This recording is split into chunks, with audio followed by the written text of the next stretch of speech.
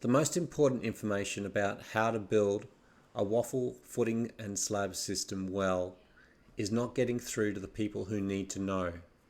And that's leaving homeowners and future homeowners at risk. This video is for people building homes, for the subsequent owners, to show to their engineers, to show to their builders, to show to their certifiers, to show to the people who are developing land and creating the subdivisions. It's to show to the plumbers, to the inspectors and the landscape gardeners, so that we can all do a better job of building, performing waffle slab footing and slab systems. Without these measures, it is virtually impossible to protect a waffle slab footing and slab system from foundation movement and slab heave. I've got some ideas on what we can do to improve the way sites are developed, the way builders work with their subbies, and what you can do as a homeowner to get a good outcome with your footing and slab system.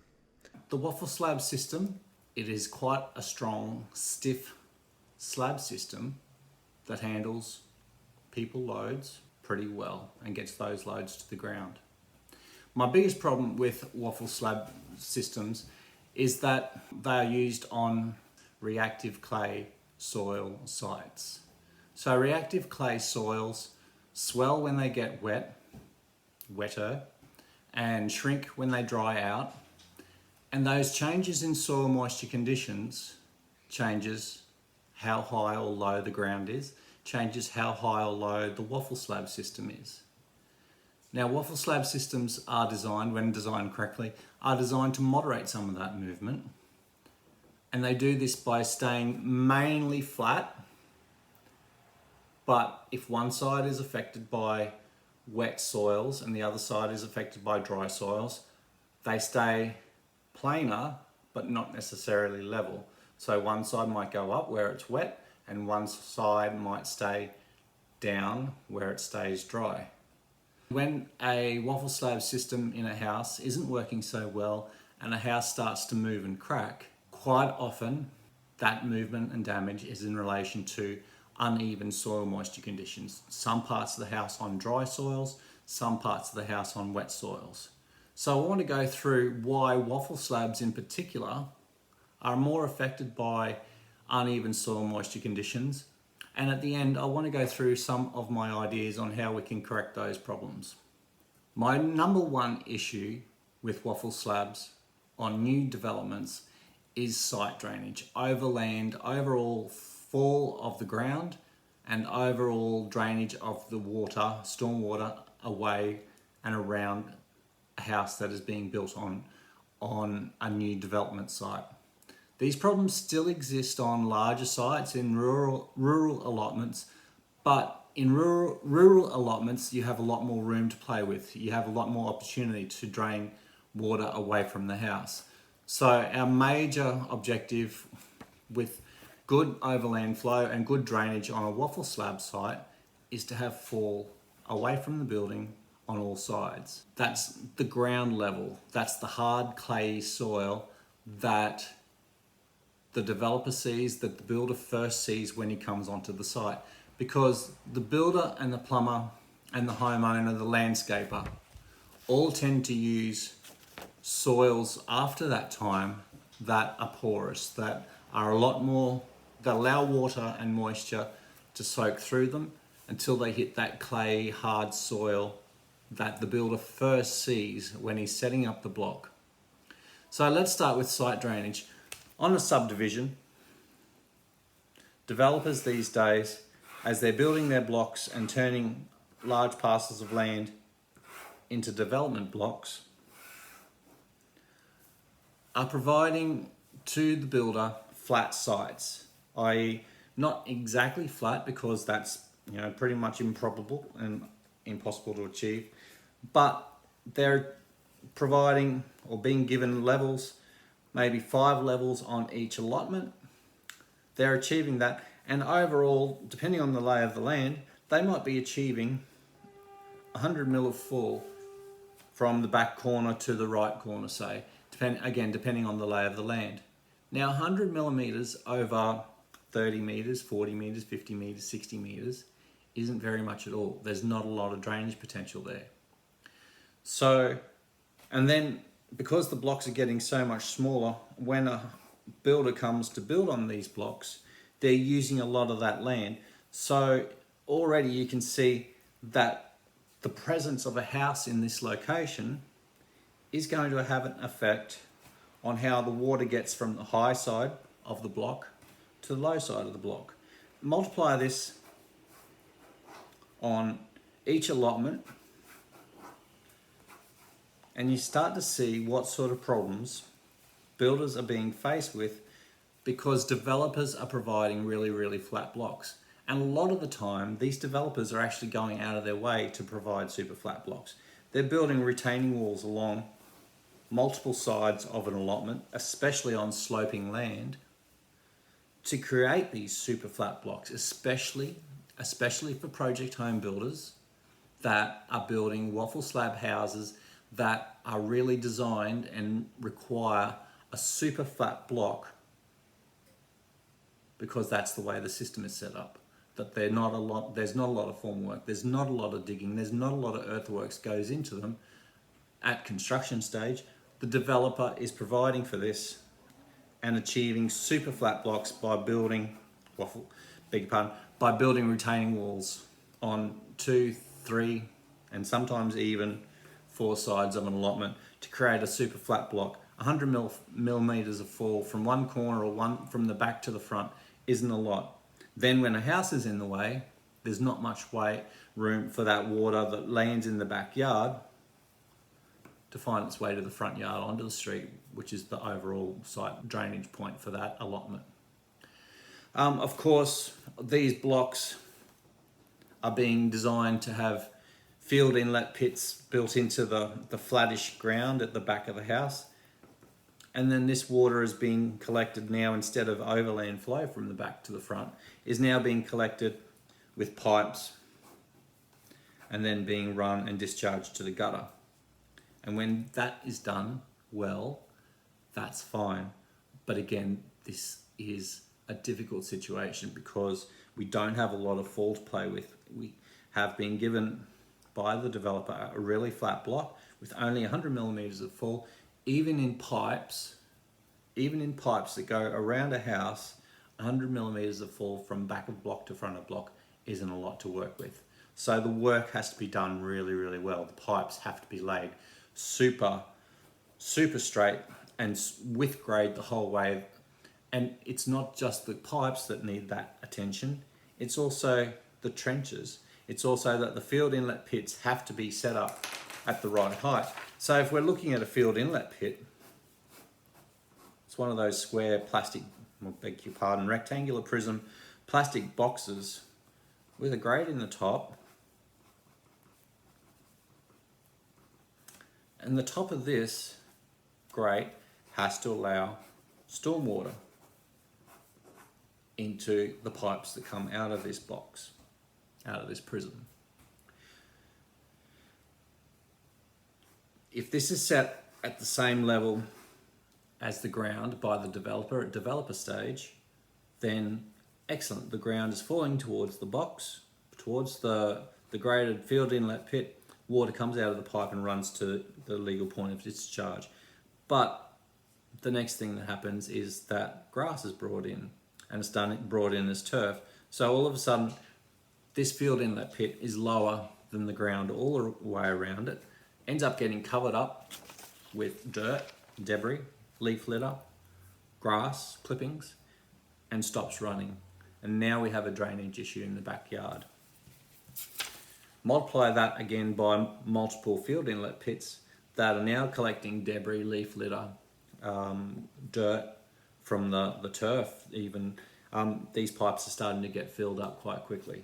So the flat block that the developer has left us as engineers and designers and builders is making this site drainage really hard to achieve.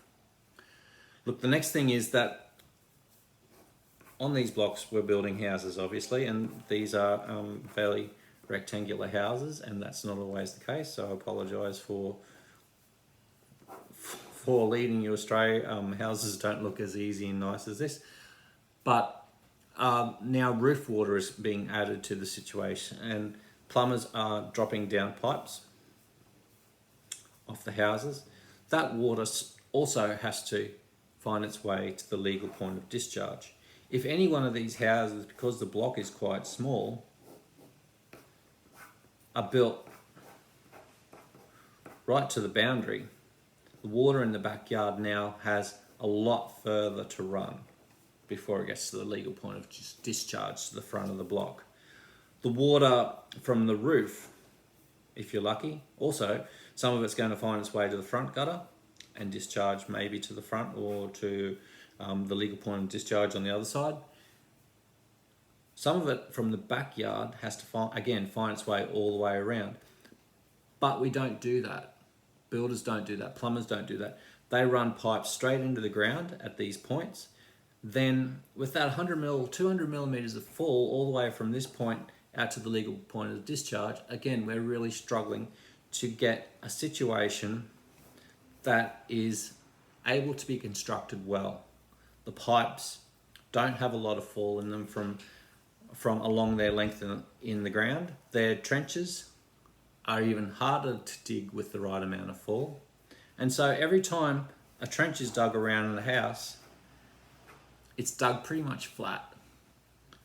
Maybe it's not even dug super flat. Maybe there's places where water is able to soak into the ground because there's high points and there's low points. Those low points are going to hold water. The high points are going to stop water, dam water up in the trench. And the pipes, maybe if you're just lucky enough, maybe the pipes will be free draining. But it's the trenches that are going to cause us the problems because they're backfilled with sand and gravel and porous materials. Water can find its way into these trenches, and it can sit there because they're way too flat. There's high points, there's low points, and water is sitting in these trenches right beside a house and causing an imbalance between the dry side and the wet side. And that's when we start to get slab heave and ground movement. And that's the sort of problem we have with waffle slabs. Flat allotments, poor drainage, stormwater pipes that, for no fault of their own, have to run from the back to the front or to whichever way is the legal point of discharge in trenches that just can't be built by plumbers who just aren't putting enough thought into how these trenches and how smooth the bottom of these trenches are, let alone how well they can get these pipes inside the trenches to fall. And this is so far only the stormwater pipes. Don't forget we also have pipes running in to bathrooms and laundries and kitchen wastes. And for each one of these trenches underneath the house, there is also a pipe that is meant to have fall, that is meant to find its way to the legal point of discharge, which is actually in a trench that again is filled up with sand, pea gravel, porous materials that when those trenches come to the outside of the house, allow water to soak into the trench.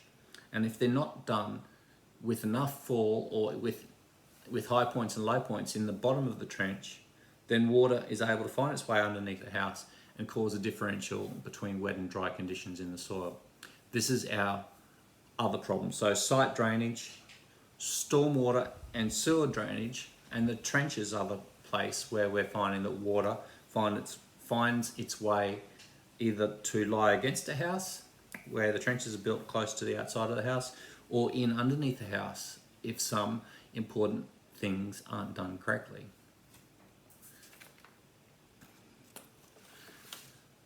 So we'll come back to that's the site drainage, the site flatness that's causing us grief, and we'll come back to the plumbing and what the plumber has to do and how we can get around that in a minute. But the other issue that we have with super flat blocks is that waffle slab houses, and let's do it just a nice rectangular house, aren't all just inside slab areas. Sometimes they have a patio area in the back of the house, and it's set down lower. On a plan we show it with a set down dash like that. Garages are occasionally, not always, in project home builders, are set down lower as well. So high slab for the main part of the house, a garage which is perhaps 100 millimeters lower than the rest of the slab, and a patio area at the side or the back which is also slightly lower than the inside slab. And it has to be for a patio area and outside area. We need a step up between the patio and the main house slab to stop wind-driven rain being blown inside the house. So this is a requirement, but for waffle slabs, with their series of pods, these pods in this patio area and the set-down garage area are actually set lower. So we'll have a quick look at this video that is a time-lapse video of how a site is set up, and we'll see, and we can see that the garage areas are actually dug down into the ground more. At construction phase, this looks like a logical thing to do. Unfortunately, the fact that these areas of land are scalloped out and made lower becomes part of our problem in relation to how the site is drained. So going back again to our drainage, our site drainage issues, where we've got field inlet pits that fill up and block up eventually, that have a long way to run, that are super flat, that aren't necessarily dug in at the right height. Maybe they're too low and they get filled up with debris. Maybe they're too high, they're set at the grass level, and the ground around here has to be super saturated before water can find its way in to this pit. Either way, we now have parts of the ground underneath this house slab, this waffle slab, that are actually set lower than the main part of the house. With poor drainage in the backyard, water is now able to, when the ground gets super saturated and it's raining really heavily and you're standing on your back patio looking out at the ground, you see that the water is flooded right up to the house, but it doesn't come any higher. That might surprise you. You wonder, oh, okay, the drainage system must be working, but the water is actually pooling in underneath your patio slab and it stays there. This is built on clay soil, which is not very porous. It holds the water really well. So these areas actually fill up underneath the house, unbeknownst to you, and the water stays there for a long time. It soaks into the ground slowly, well after the rest of the ground around the outside of the house is dried out. This source of moisture ends up causing these clay soils in the patio or the garage areas, or in the areas where there's trenches under the slab and they're getting wet and staying wet because there's poor fall in the trenches. The moisture is being absorbed by the clay soils, the reactive clay soils, and these areas are actually lifting. Now, because this waffle slab is such a stiff system of footing, it becomes apparent as an overall change of pitch of the whole slab. As we said before, it's nice and stiff and it stays planar, but it doesn't stay level. It moves around depending on where the wet and dry parts of the soil are. The wet parts of the soil lift up, the dry parts, the bedrooms perhaps, stay low. And that's where we see differential levels in a house, and that's why we use our water level to identify what parts of a house are high and low, and then we correlate those highs and lows with external sources of external problems. So external sources of moisture, like leaking patio areas that are holding water underneath the slab. Without even digging up the slab, we can identify that. Trenches and broken pipes underneath the slab that are also allowing water to soak into the ground, compared to the other areas, the lounge areas, the garage areas, where there are no pipes and there are no trenches, and the ground underneath the waffle slab in those areas is staying fairly dry. So with our site plumbing, according to the Australian standard, AS 2870, the Australian standard for residential footings and slabs, these trenches that are taking the water from the sewer and maybe even stormwater, but more importantly the pipes that run in underneath the waffle slab for the sewer, the grey water drains, the laundry, the bathrooms and the kitchen wastes. If water can soak into the ground on the outside and run back in the trench, then we've got a problem. The way that the Australian standard says we should handle that is by the plumber placing clay back in these trenches just before they run into the underside of the house. So let's have a quick look at what that might look like. I'll grab another piece of paper here.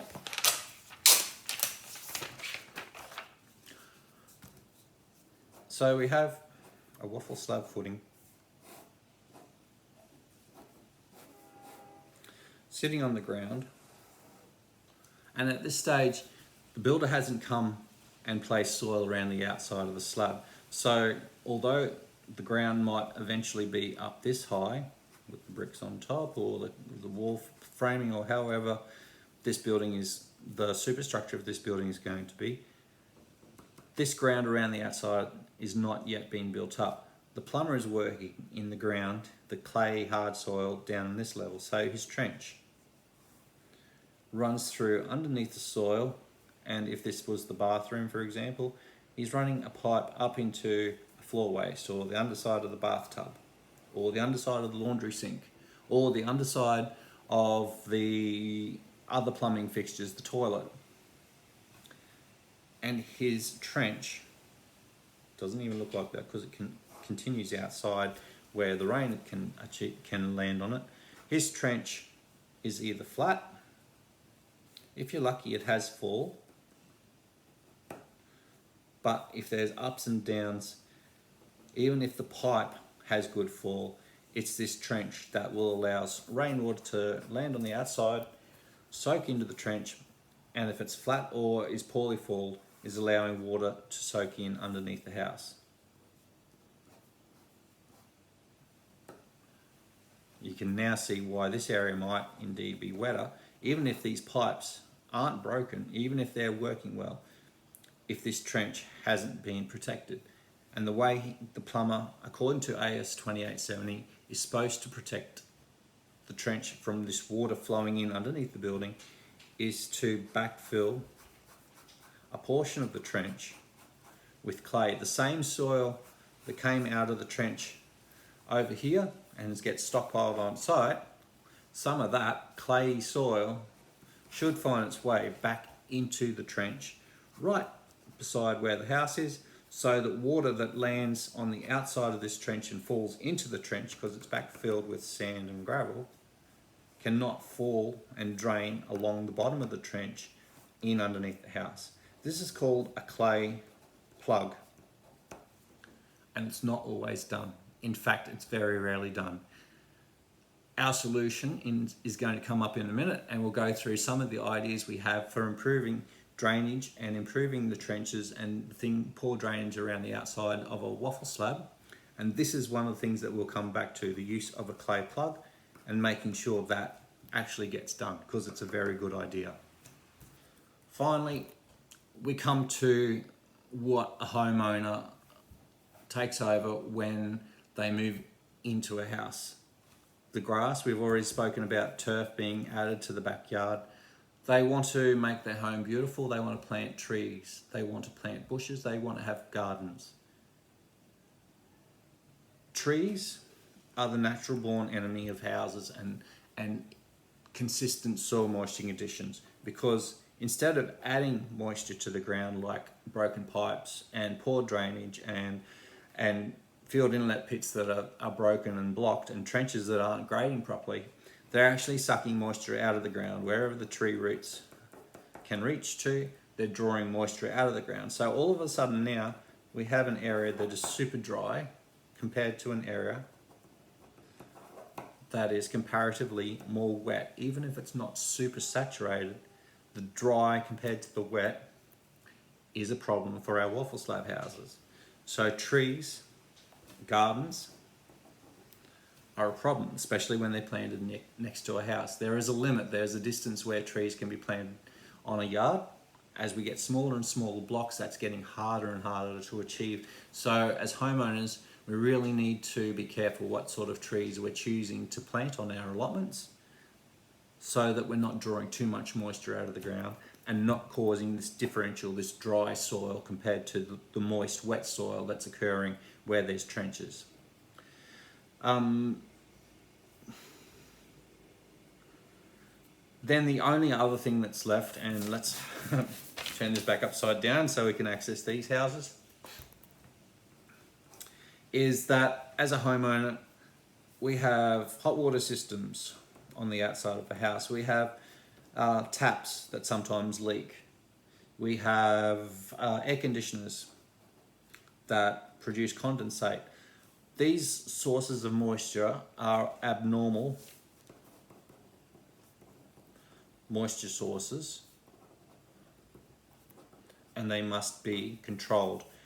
They need to really go into the stormwater system so that the water from the hot water system, when it drips, the condensate from the air conditioner and the dripping taps need to be repaired as soon as possible so that water from these sources finds its way away from the house. I don't care if it's 2 meters away from the house, but it should be discharging well away from the house. So that's something as a homeowner, that's about your limit as a homeowner. Apart from not planting trees and gardens too close to a building, that's about your limit of your responsibility. You can't do much more. The other things, the work by the plumber, the developer, the roof drainage being connected to the pipes and the trenches all being done well, that's really out of your responsibility. So it makes it hard as a homeowner to control those things. But as a homeowner with maintenance, and then the other thing is garden irrigation and lawn irrigation, not adding too much water to the ground around the outside of your house, because invariably there's a back of house, there's an area where you're not really using so much. It's just a pathway, or it's just a area of gravel where the hot water system is, and you don't really go there that often. You're not going to be irrigating those areas. So it's that unevenness in soil moisture condition that we're trying to eliminate. If there's an area where you've got nice green grass and then an area where it's super dry because you have no need to be irrigating there, then you're going to get disparities between the wet and the dry side of the house. You're going to be the reason your house starts to have uneven movement, subsidence, slab heave. So maintaining an irrigation system is fine. By all means, have grass around your house. Do not overwater it. Make sure that the ground on the allotment falls away from the house.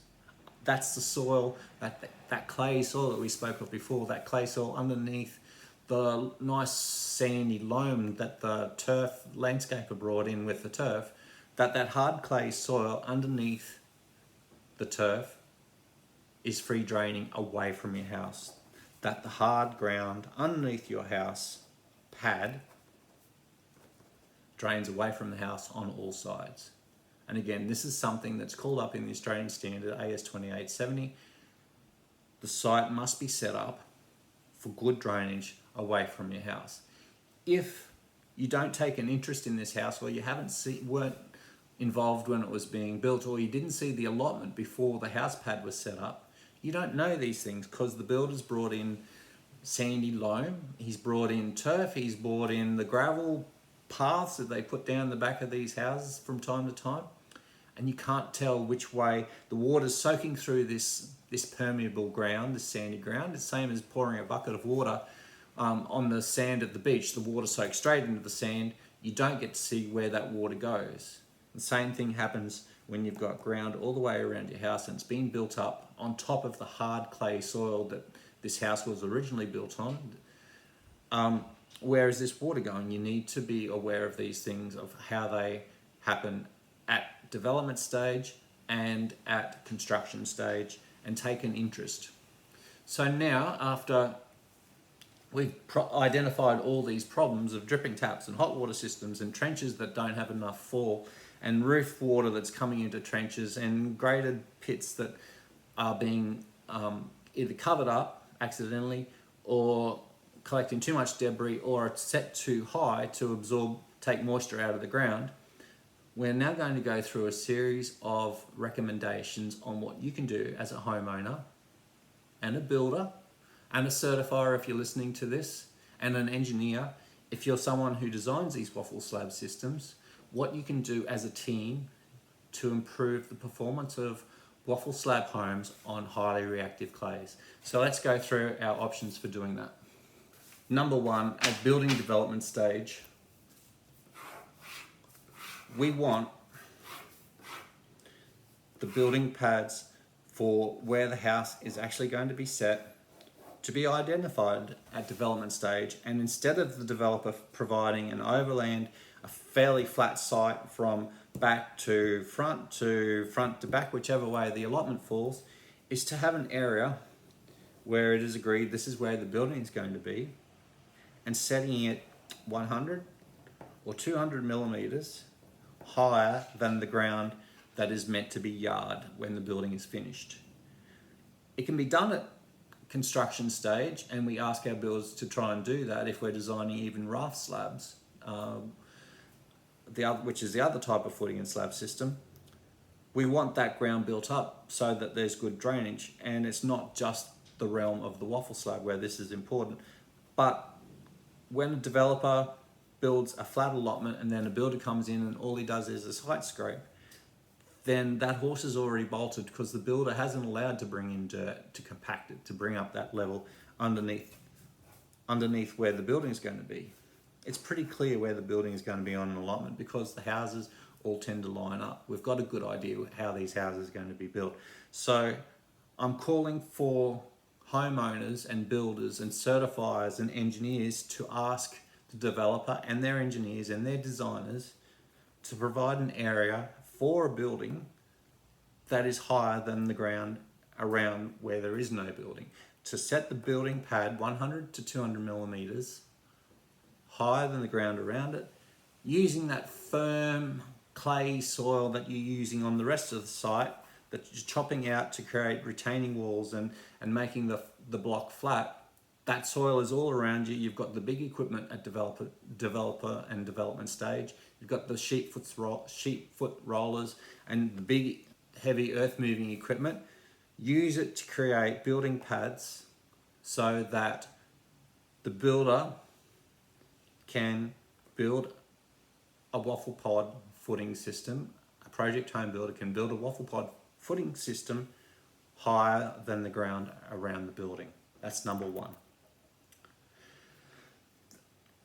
But that extra height in the building pad allows us now to build field inlet pits that also have enough fall because we've got a little bit more height there. We're calling on the roof plumber when he's running his landscaping pipes to the front street or the legal point of discharge, front or back, to run separate pipes to the pipes that are taking the roof water. So when it rains and water comes streaming down these pipes from the roof, hits the gutters into the down pipes, we don't want this water backflowing into the pipe and coming out and running along the trenches and coming out of the greater drains in the field inlet pits around the house. We want the water from the roof to find its way immediately to the legal point of discharge, the street gutter or wherever the water is supposed to be discharging. Down pipes should be run in separate pipes to at least downhill of the house. If you're not allowed to run two pipes to the legal point of discharge and only allowed one pipe coming out at the gutter, then that's fine. Put another little box field inlet pit, imaginary field inlet pit, out near the front fence. Run two pipes into it and one pipe out of it to the gutter. And if it happens to overflow and that water runs over the gutter and into the drain, then that's fine. I don't have a problem with that because it's protecting the land, it's protecting the house, and the roof water is finding its way straight into the gutter. And this, if it's overflowing, it's downstream of the house and lower than the house, and water's not running back up the trenches towards the house. So keep your roof water separate to your landscaping, agricultural pipes and what have you, field inlet pits in the yard, keep those pipes separate. For the engineer, with these set-down patio slabs and set-down garage slabs, you may have already heard of a hybrid waffle slab. So as you know, raft footings are dug, the other style of footing, raft footings are dug into the ground. I'm not saying to do away with waffle slabs altogether, but I am saying that where we have a set down, or where rather you have a set down waffle slab and it's being dug down into the ground,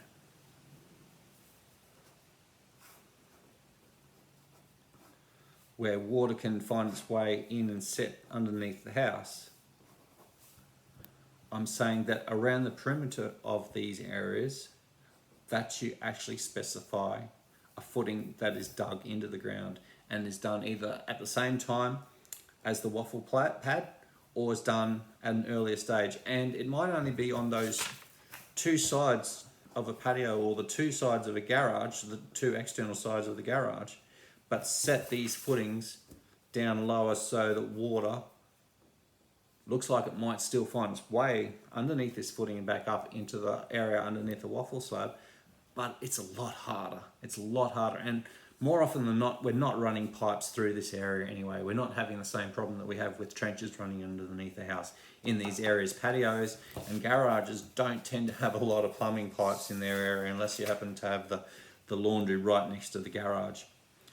So set the footings on the outside of these areas into the ground so that water can't flow automatically into the set down areas where the pods are set down lower than the rest of the main house.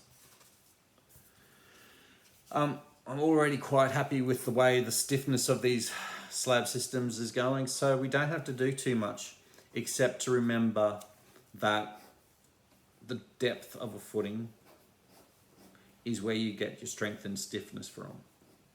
You can add reinforcement, you can add as many bars in the bottom of a strip footing as you like, but it's never going to be as good as having deeper footings to achieve increased stiffness in your waffle slab system. So if you need to choose, if you're trying to achieve a footing and slab system for a more reactive site than you used to, don't assume that you can just add extra reinforcement. It's not nearly as effective as going with deeper pods, waffle pods, and even if you have to double up your waffle pods to get double the height. It's a lot more concrete, it's a lot more depth, but you know what? It's going to be worth it. It gives you that extra height from bottom of footing to top of slab is the D that we're working with, the design depth that we're working with for slabs. The deeper that is, the bigger that D is, the stiffer the system's going to be. Don't just stick a 310mm high waffle slab on a highly, highly reactive soil and think that you can get away with it by making up with extra reinforcement. Make the pods deeper, get the builder to buy deeper pods. That leaves us with landscaping and the homeowner maintaining moisture control around the outside of the house.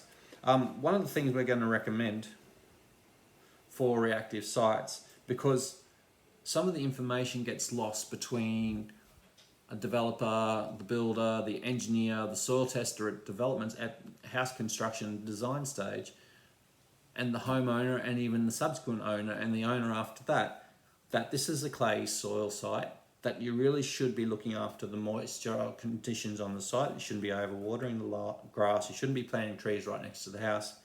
That note, for want of a better place to put it, probably needs to go into the electricity meter box.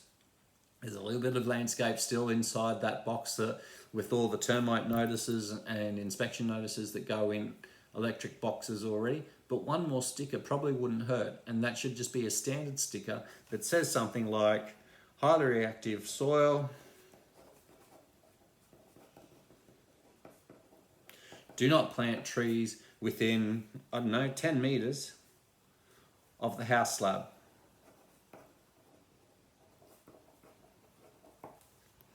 Otherwise, if you need more information, refer to the engineer's design.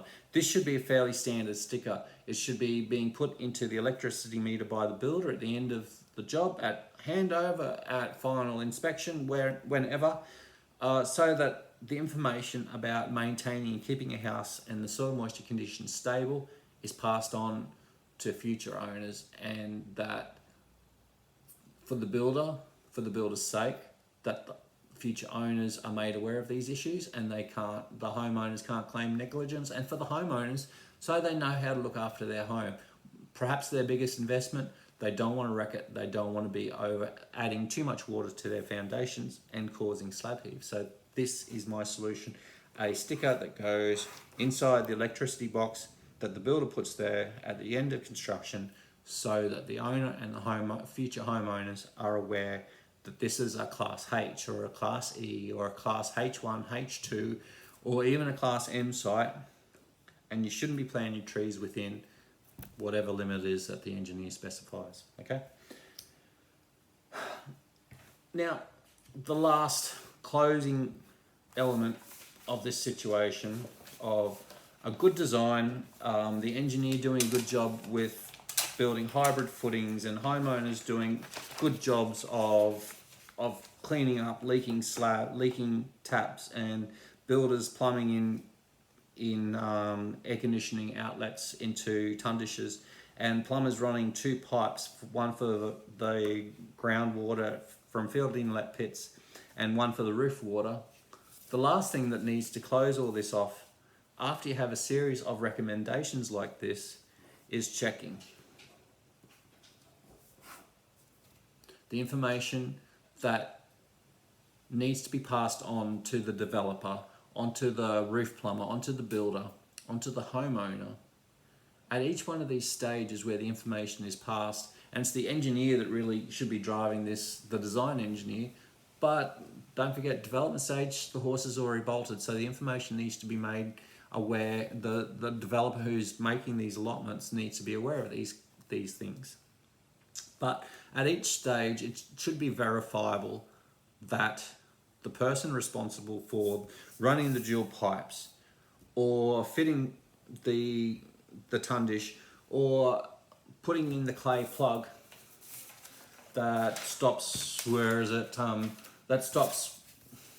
I've lost it. Putting in the clay plug that stops water running back along the trench in underneath the house. These things in general are way too hard for anyone to verify. Certifier, engineer, builder don't, as a rule, check that clay plugs are being installed, for example. So a system of checking where the person responsible for putting the clay plug in the plumbing trench, i.e. the plumber, needs to provide a photo of this is the clay being put back into the trench in this area. Here's me tamping it. This is where it is on a site plan. There's already a plumbing plan being developed. This is where the clay plug is, and here's a photo of it. It's been verified. Now you know it's there. Don't dig it up. Don't wreck it. System of checking and verification. That's what we need. I'm not saying that we can't rely on these people, but we need everyone to do a good job of the work they're doing. They need to be aware of what they need to do. It's already laid out in the engineer's plans. Now we need to close that loop and confirm that the work has been done. And nothing better than a photo and a piece of paper that says we've put in the clay plug, or we've put in the tundishes under the air conditioner system and the water is being collected, or there's 2 pipes actually in the yard. One's collecting the storm water from the roof and one's collecting the field inlet pits. Great, give me a piece of paper, say that it's been done, include it with the homeowner's documentation, pass it on to future homeowners, and we've closed that system. We've got an engineer that specified it up front. We've got now the site that's well drained, and we've got the homeowner and future homeowners having a piece of paper with some clarity and some comfort to know that the builder and the plumber and all the people involved, the landscape gardener, have all done a good job of protecting the Waffle Slab system from uneven soil moisture conditions. So now we have identified what the problems are that I have with Waffle Slab systems, and a series of recommendations on how to obtain consistent soil moisture conditions around and under a house. I hope that this has been useful to you. I will be happy to answer any questions. If you disagree with anything, let me know. Put it in the video, in the comments below, and let's take steps to improving the performance of waffle slab systems. They are a good, strong, stiff system. They don't always stay flat. They stay fairly planar. Let's do our bit to close that gap and give waffle slab systems a better name by improving site drainage and improving their performance and eliminating slab heave. Thank you very much. I'm Matt Cornell from Cornell Engineers.